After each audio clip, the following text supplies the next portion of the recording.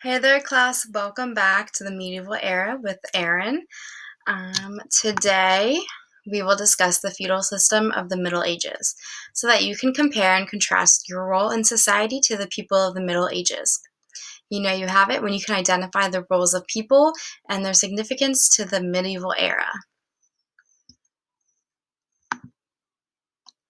So, who is under the king and queen, you might ask? Let's take a look at the pyramid. So, who is under here? They are the nobles, the noblemen, also known as the lords or the vassals. They ate rich and fancy food prepared by servants. They lived within the castle with their family. Noble families had sitting rooms called solars, and they would gather there to play games and listen to music. Children of the nobles had plenty of toys and games. They played with dolls, spinning tops, rattles, blocks, balls, whistles, and puppets. Little girls had glass jewelry for dress up, and little boys played with wooden soldiers, whips, toy horses, and wooden swords.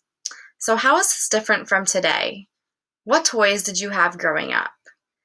I had some video games, a lot of Barbie dolls, stuffed animals, a lot of books, board games, Bop It. So that's what I played with. Think about what you played with and how this is different from when you were a child. While nobles were busy working with the king, they also spent time hunting. Women sewed, they took care of children, and also ran the estate. And they all gathered for jousting tournaments.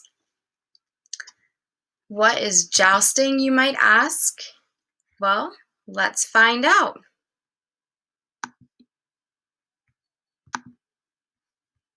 We're going to watch this brief clip about jousting.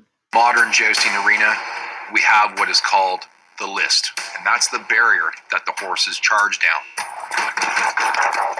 That name, the list, originated from the days of old when knights entered their name onto a piece of paper, and before competition, people would ask who is on the list. And that list is still recognized and given tribute to in today's modern time. All the jousts throughout this competition, they'll all be 8 passes. The first 4 passes, the lances used will be 1.25 inches thick. For all remaining passes, including tie-breaking passes, the lances used will be 1.5 inches thick. To earn points, you must strike that gridded grand guard. Realgestick was a style of joust created by the Germans, and that gridded grand guard was the target. The judges will award 1 point for a touch, 5 points for a shattered lance, and 10 points for an unhorsing.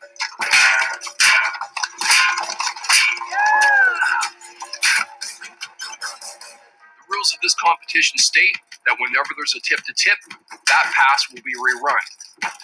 So even if there was a tip-to-tip and one of the lances bounced into that gridded grand guard, that pass would have to be rerun. The sport of jousting isn't just about gaining points, it's about not receiving any penalties. Most importantly, the first one is you can't hit a horse. So you guys can watch that video later if you're interested. I'll put the link in the comments. But let's move on.